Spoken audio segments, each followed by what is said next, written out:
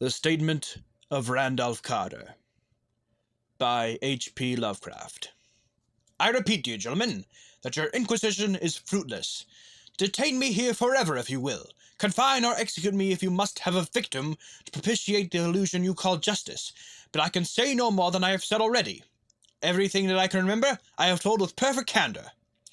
Nothing has been distorted or concealed, and if anything remains vague, it is only because of the dark cloud which has come over my mind, that cloud and the nebulous nature of the horrors which brought it upon me.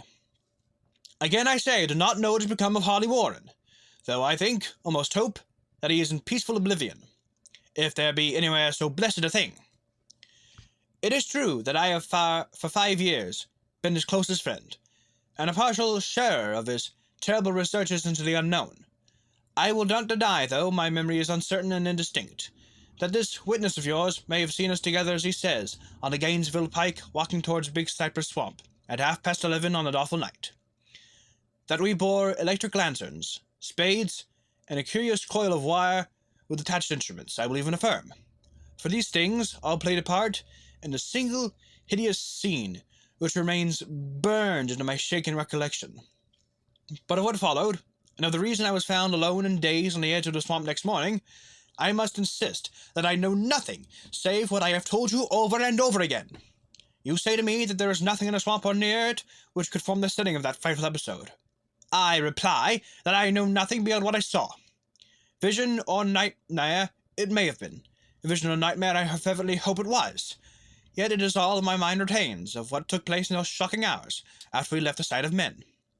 And why Harley Warren did not return, he or his shade, or some nameless thing I cannot describe, alone can tell. As I have said before, the weird studies of Harley Warren were well known to me, and to some extent shared by me. Of his vast collection of strange, rare books on forbidden subjects, I have read all that are written in the languages of which I am master. But these are few as compared with those in languages I cannot understand. Most, I believe, are in Arabic, and the fiend-inspired book which brought on the end, the book which he carried in his pocket out of the world, was written in characters whose like I never saw elsewhere. Harley would never tell me just what was in that book. As to the nature of our studies, must I say again that I no longer retain full comprehension? It seems to me rather merciful that I do not, for they were terrible studies, which I pursued more through reluctant fascination than through actual inclination. Warren always dominated me, and sometimes I feared him. I remember how I shuddered at his facial expression on the night before the awful happening, when he talked so incessantly of his theory, why certain corpses never decay, but rest firm and fat in their tombs for 1,000 years.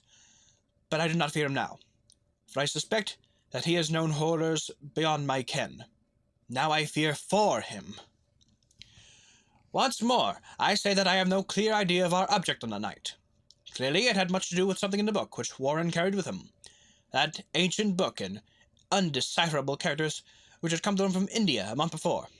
But I swear, I do not know what it was we expected to find. Your witness says he saw it as 11:30 on the Gainesville pike, headed for Big Cypress Swamp. This is probably true, but I have no distinct memory of it.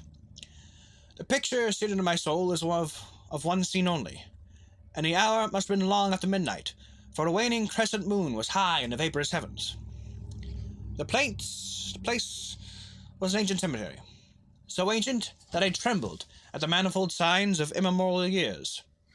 It was in a deep, damp hollow, overgrown with rank grass, moss, and curious creeping weeds, and filled with a vague stench which my idle fancy associated absurdly with rotting stone. On every hand were the signs of neglect and decrepitude, and I seemed haunted by the notion that Warren and I were the first living creatures to invade a lethal silence of centuries.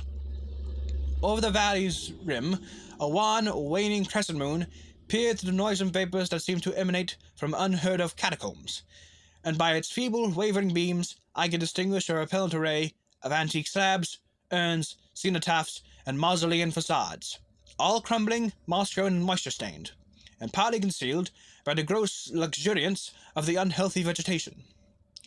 My first vivid impression of my own presence in this terrible necropolis concerns the act of pausing with Warren before a certain half-obliterated sepulchre, and of throwing down some burdens which we seemed to have been carrying. I now observed that I had with me an electric lantern and 2 spades, whilst my companion was supplied with a similar lantern and a portable telephone outfit. No word was uttered, for the spot and the task seemed known to us, and without delay we seized our spades and commenced to clear away the grass, weeds, and drifted earth from the flat, archaic mortuary. After uncovering the entire surface, which consisted of 3 immense granite slabs, we stepped back some distance to survey the charnel scene, and Warren appeared to make some mental calculations. Then he returned to the sepulchre, and using his spade as a lever, sought to pry up the slab lying nearest to a stony ruin which may have been a monument in his day. He did not succeed, and motioned to me to come to his assistance. Finally, our combined strength loosened a stone, which we raised and tipped to one side. The removal of the slab revealed a black aperture, from which rushed an affluence of miasmal gases so nauseous that we started back in horror. After an interval, however, we approached the pit again, and found the exhalations less unbearable. Our lanterns disclosed the top of a flight of stone steps, dripping with some detestable ichor of the inner earth, and bordered by moist walls encrusted with nitre. And now, for the first time, my memory records a verbal discourse. Warren addressed me at length in his mellow tenor voice, a voice singularly unperturbed by our awesome surroundings. "I'm sorry to have to ask you to stay on the surface," he said, "but it would be a crime to let anyone with your frail nerves go down there. You can't imagine, even from what you have read and from what I've told you, the things I shall have to see and do. It's fiendish work, Carter, and I doubt it any man without ironclad sensibilities could ever see it through and come back alive and sane. I don't wish to offend you, and heaven knows I'd be glad enough to have you with me, but the responsibility is in a certain sense mine, and I couldn't drag a bundle of your nerves like you down to the probable death of madness. I tell you, you can't imagine what the thing is really like, but I promise to keep you informed, over the telephone, of every move. You see if enough wire here to reach the center of the earth and back." I can still hear in memory those coolly spoken words, and I can still remember my remonstrances.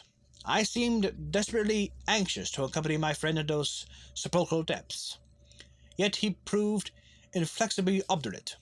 At one time he threatened to abandon the expedition if I remained insistent, a threat which proved effective, since he alone held the key to the thing. All this I can still remember, though I no longer know what manner of thing we sought. After he had secured my reluctant acquiescence to his design, Warren picked up the reel of wire and adjusted the instruments. At his nods, I took one of the latter and seated myself upon an aged, discoloured gravestone close by the newly uncovered aperture. Then he shook my hand, shouldered a coil of wire, and disappeared within that indescribable ossuary.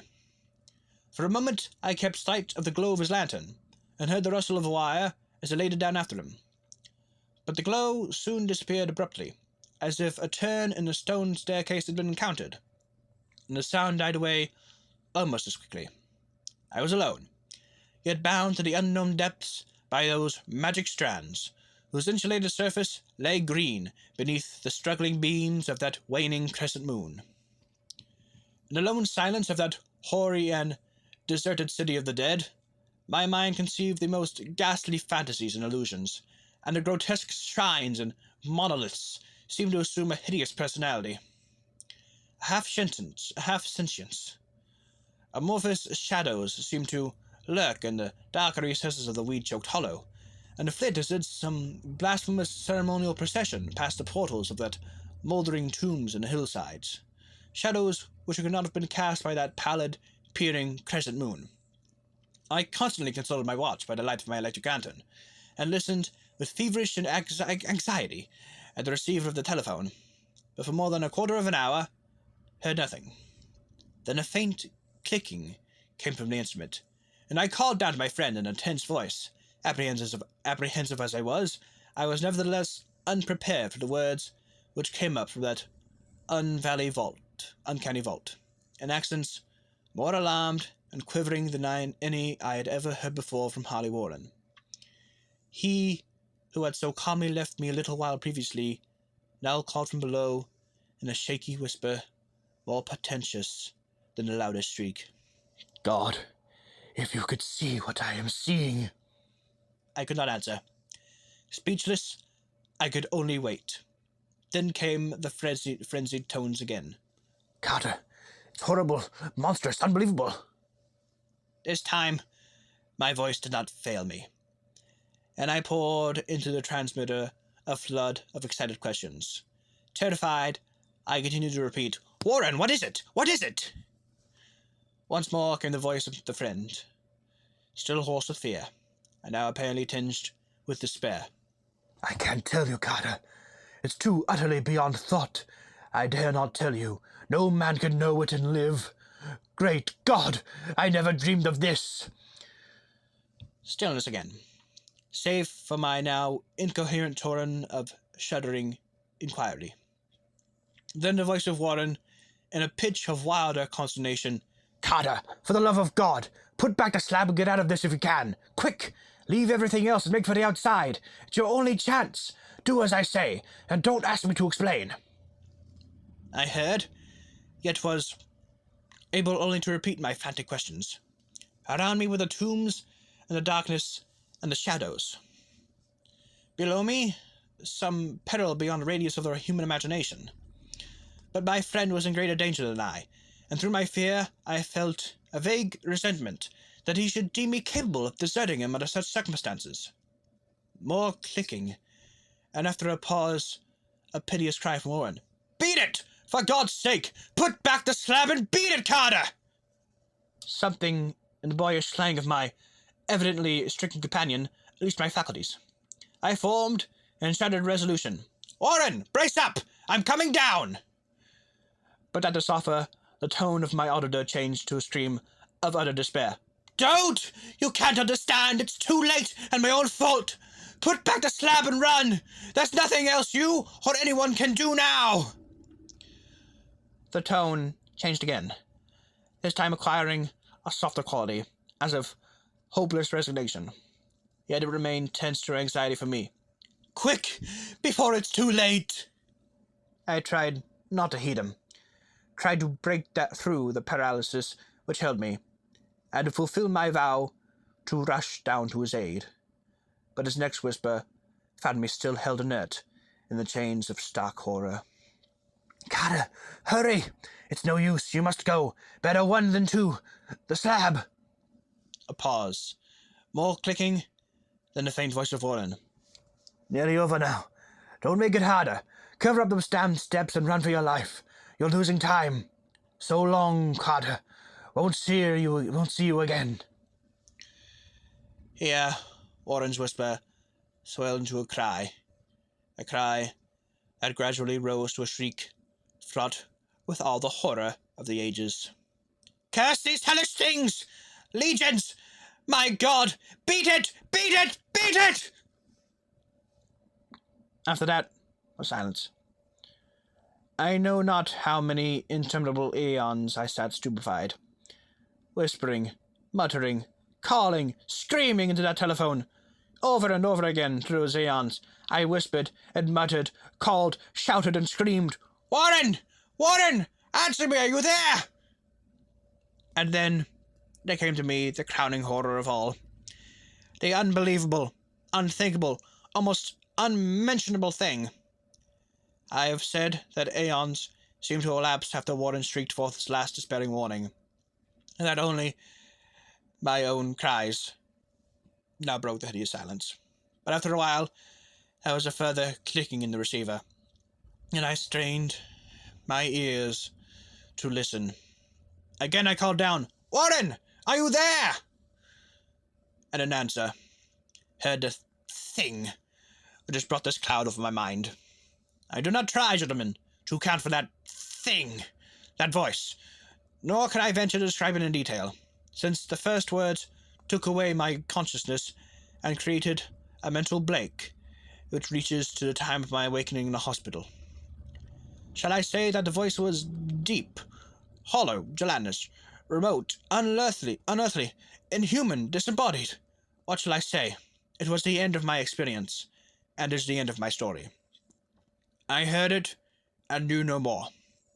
Heard it as I sat petrified in that unknown cemetery in the hollow, amidst the crumbling stones and the falling tombs, the rank vegetation and the miasmal vapors. Heard it well up from the innermost depths of that damnable open sepulchre, as I watched amorphous, necrophagous shadows dance beneath a cursed, waning moon. And this is what it said. You fool! Warren is dead.